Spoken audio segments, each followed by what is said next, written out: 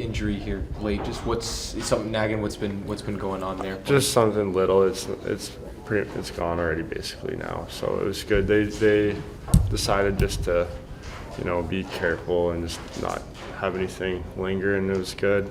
Smart decision, and be 100% for the summer. You feel like with this summer, obviously last summer there was still a little bit of rehab to do, but to be able to get a full summer of work and prep, does it just kind of encourage you that you can get back into kind of that rhythm for yourself? Yeah, for sure. I mean, like, this is the first summer where I'm going in feeling great, so it's exciting. It's motivating, and I'm excited to get to work and hopefully come back and have another good year. How would you assess this season as a whole? Personally? Both, personally and a team perspective. I think this year for me was pretty decent. Obviously, I think there's a lot of things that were positive for me.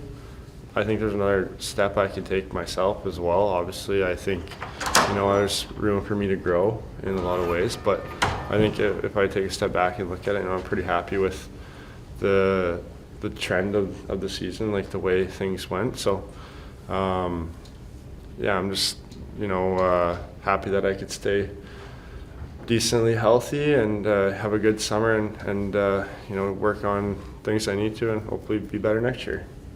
When's the last summer that you were able to, train fully and not worry about injuries?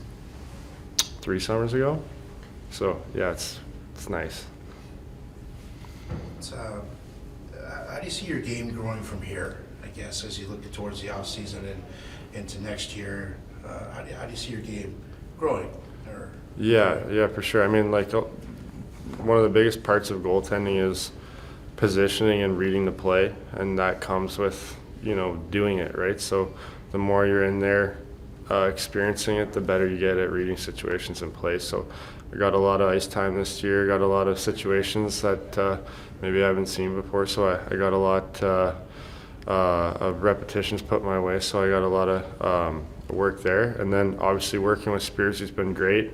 I mean, I've learned a lot from him, and obviously there's still things that we want to continue to work on, but I think it's just a bunch of small things all coming together. So you just have to put everything together and get better at little stuff.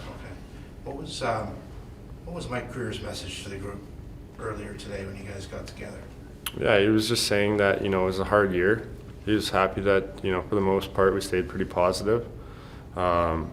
Obviously this is hard for everybody this year, but he just wanted to reiterate too that we're not a organization that's going to want to be content with losing or being almost. So I think there's a big onus on guys to take the next step individually and try and drag the team in a forward direction together.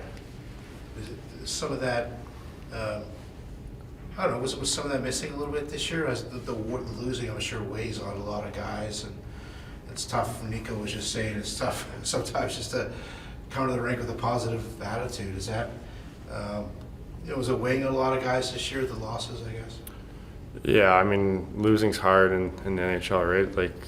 Nothing beats winning, but losing's hard, and losing a lot is hard too. I mean, but I'd say, guys did their best to, try and, still come in and work hard and be positive, but obviously, it's challenging, especially towards the end of the year when, it's winding down and we've had such a tough year. But, I'm pretty proud of a lot of the guys for the way they, continue to work and handle the adversity and stuff. But, next year, we're going to have to take a step here as a group. What's the best way for the Sharks? And the goaltending got a lot of kudos this year from the coaching staff. And what's the best way for the Sharks just to cut down on the goals against this year and just play more of a well-rounded, solid 200-foot type game, I guess? Yeah, I mean, I'm not a coach, so I don't know what systems and stuff like that they want to implement, but I think that's going to be more of like a tactical thing, and individually guys are going to have to buy into whatever system we decide to play. So I don't know, whatever system the coaching staff decides that they want to start the year off with, I think it's on everybody to buy in 100% and be committed to playing that style. So I think once maybe we can get everyone on the same page, it's going to ease a lot of things out. What are your plans for the off season with a full, are you someone that likes to disconnect, or are you going to someone that just likes to stay in shape throughout and kind of be around the game still? Yeah, I usually take some time off the ice, but I'll always be, going in the gym and trying to stay in shape so you don't have a big, hurdle when you come back. So like I always stay, working out and doing all your, strength and conditioning, but I'll take usually a little bit of time off the ice just to give the body a rest from skating. Do you plan to go back home or stay in this area? I'll be here for a while and then I'll go back home in around June or so. Did Hockey Canada ever get in touch about joining for the World? I haven't heard anything. Oh, No. okay. Yeah. Would that have been nice though to get the opportunity if you were healthy, I guess?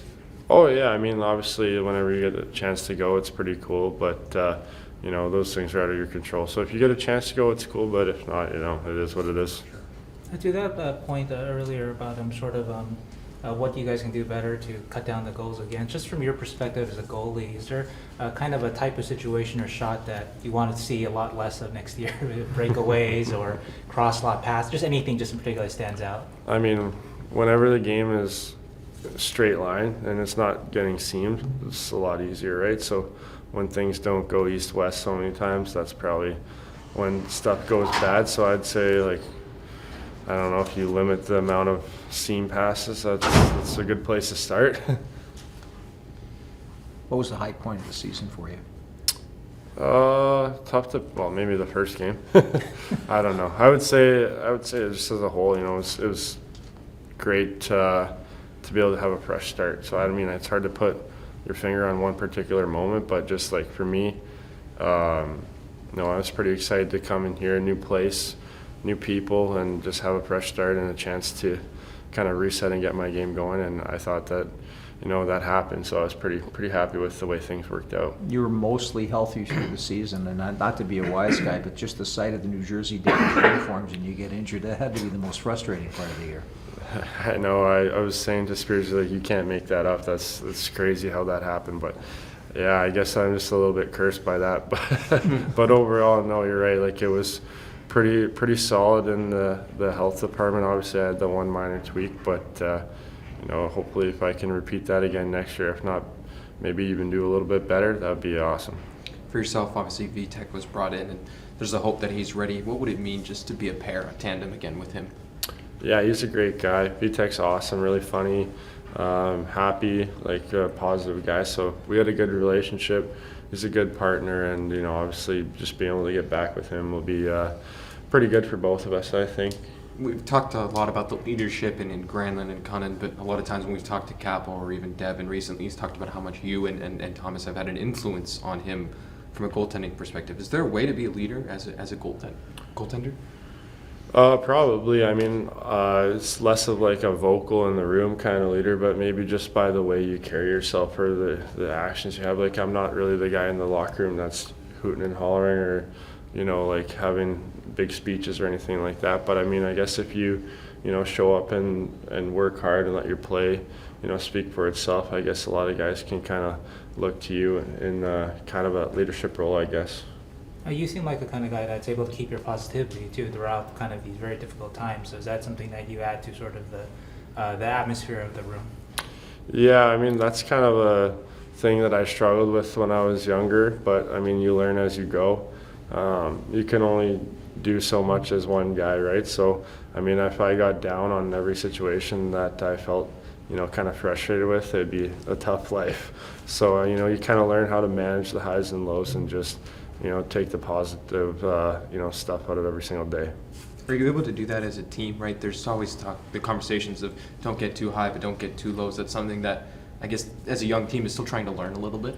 Yeah, for sure. You don't want to get caught up on the ebbs and flows of emotions in the season, right? So lots of guys, typically when they're younger will get, riding highs and riding lows, and their play will kind of follow their emotions where, the older you get and the more reps you have, like, you kind of learn how to just steady yourself and kind of be more even keeled. So that's a skill that a lot of guys, try to learn, and some come in and have it right away. So it all just depends. But I think as a group, everyone kind of feeds off each other too. So if you have a lot of guys who are kind of leading with that mentality, it kind of rubs off.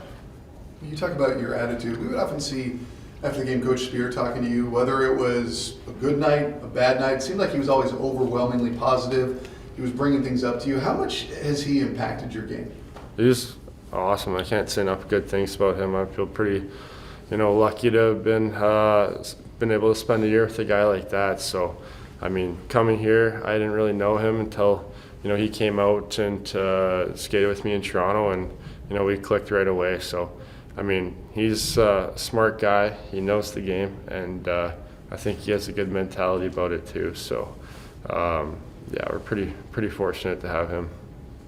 Devin talked about sort of how that, like Max mentioned, like how you helped him out. Do you find it that you're at the phase of a career where you're, becoming kind of like a veteran leader, and you kind of see yourself as that, and maybe you like that phase? I mean, time keeps going by pretty quickly, so I'm not 22 anymore, but I still don't feel like I want to be like an older, veteran goalie yet. I think I have a lot of good playing years in me where I can, shoulder a lot of workload. But no, I like helping people. I like helping people get better. So, I mean, every time I have a partner, if I can help them, that's something that I want to do. So, I take pride in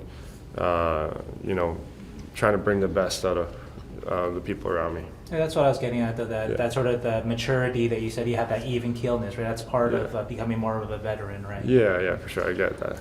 Yeah.